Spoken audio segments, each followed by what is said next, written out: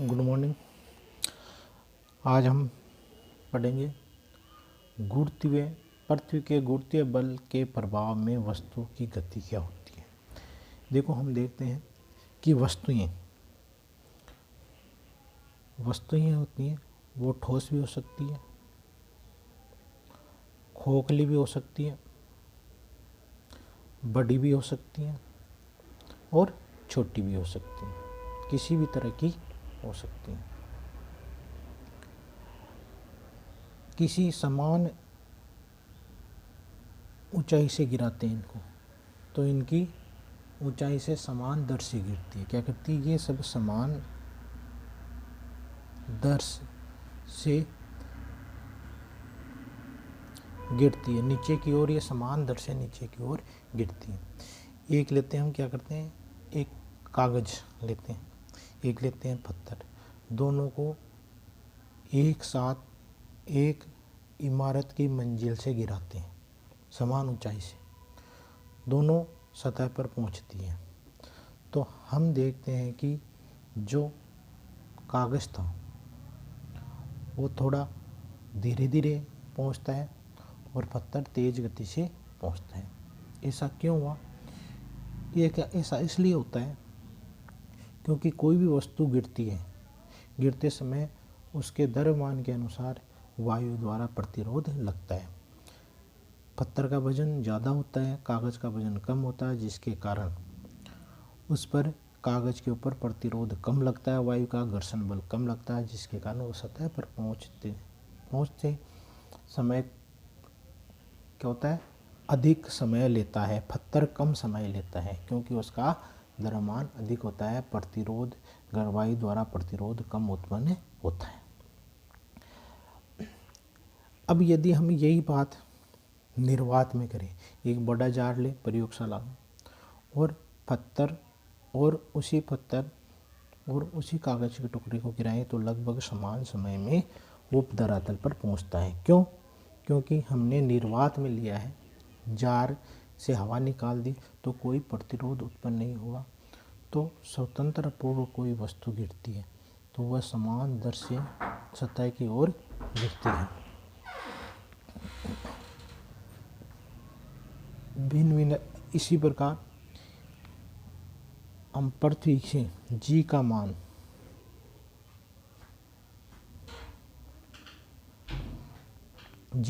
क्या मानते हैं?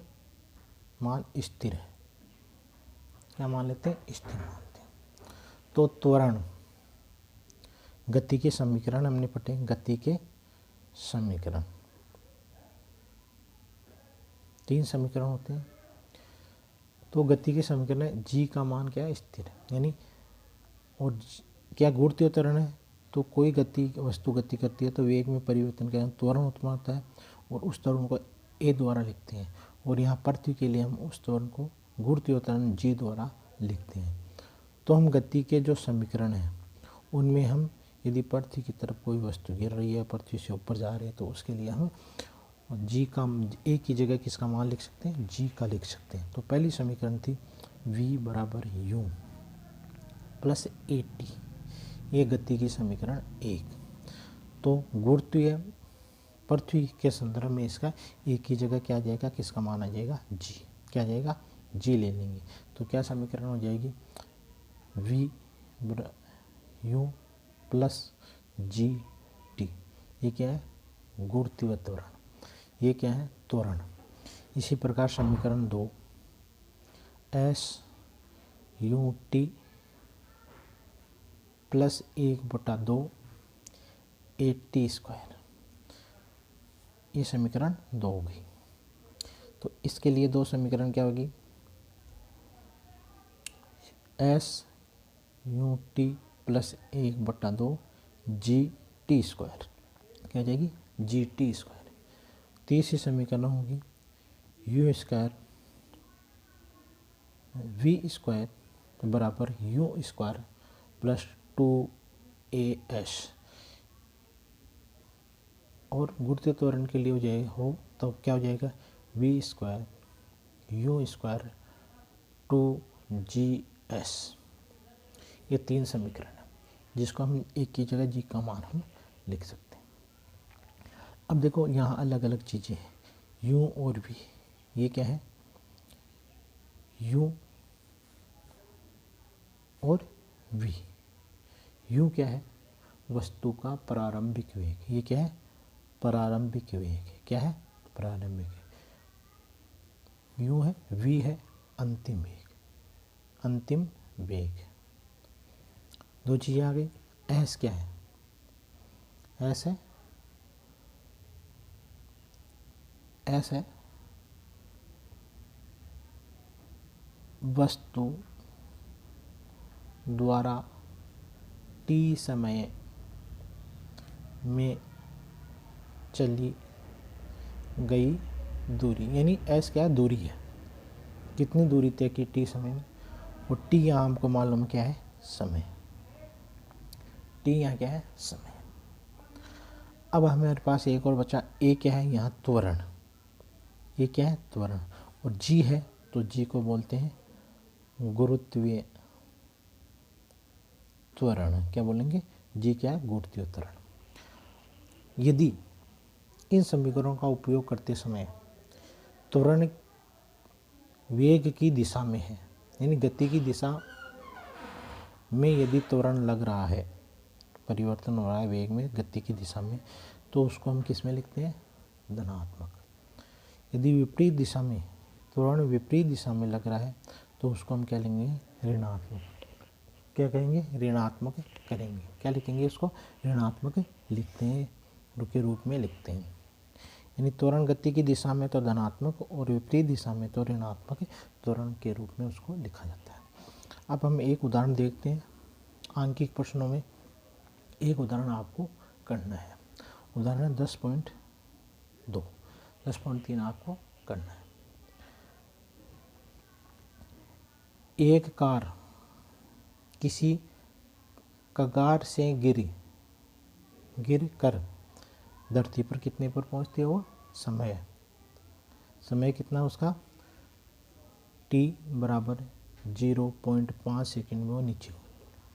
यानी वो कार चल रही है और ऐसे गिरती है, वो ऐसे गिरती है, अधोमुखी गिर रही है। तो प्रारंभिक वेग कितना था उसका? प्रारंभिक वेग उसका था 0। प्रारंभ में कोई वेग नहीं था। यू बराबर 0 मीटर प्रति सेकंड वेग। और गुरुत्वीय त्वरण, गुरुत्वीय त्वरण हम जानते हैं कितना होता है। यहाँ हमें कहा गया है प्रश्न में जी का मान 10 बताया। 9.8 न मान का किसने बताया? 10 जिसके कारण कोई गणना में परेशानी नहीं हो। 10 मीटर प्रति सेकंड स्क्वायर। कार का त्वरण भी इतना ही होगा। ए बराबर कितने? अधोमुखी गिर रही है, यानी ऊपर से नीचे की ओर गिर रही है, पृथ्वी की तरफ आ रही है, वेग में परिवर्तन पृथ्वी की ओर आ रहा है, तो क्या होगा? धनात्मक। 10 की घात मीटर प्रति सेकंड स्क्वायर, क्योंकि यह क्या है? अधोमुखी। क्या है? अधोमुखी। तो पहला प्रश्न है कि धरती पर टकराते समय कार की चाल क्या ज्ञात करनी है? हमें चाल ज्ञात करनी है। तो पहला है कार की चाल, जब वो धरती से टकराई तो उसकी चाल क्या थी? तो चाल के लिए देखो हम सूत्र लिखते हैं। पहला समीकरण लेते हैं, v बराबर u प्लस AT। ये एक समीकरण है। अब हमें मालूम है ये प्रारंभिक वेग 0 है, तो इसको क्या लेते हैं? ये 0 लिख दिया। त्वरण कितना है? 10 और समय t कितना है? 0.5 सेकंड। ये है मीटर में, मीटर प्रति सेकंड स्क्वायर है। अब इसको, ये तो 0 हो गया, तो क्या बचा मेरा? 10 मीटर प्रति सेकंड स्क्वायर गुणा 10 की घात 5 सेकंड। इसको इससे गुणा करते हैं। देखो 10 को यदि 5.5 से गुणा करें तो कितने आएंगे? 0 0 0 0 सॉरी, इसको इससे गुणा करेंगे क्या? 0। इसको इससे गुणा किया 0, इसको इससे गुणा किया क्या है 5, इसको इससे गुणा किया 0, इसको इससे, इस संख्या को इससे गुणा किया तो भी 0।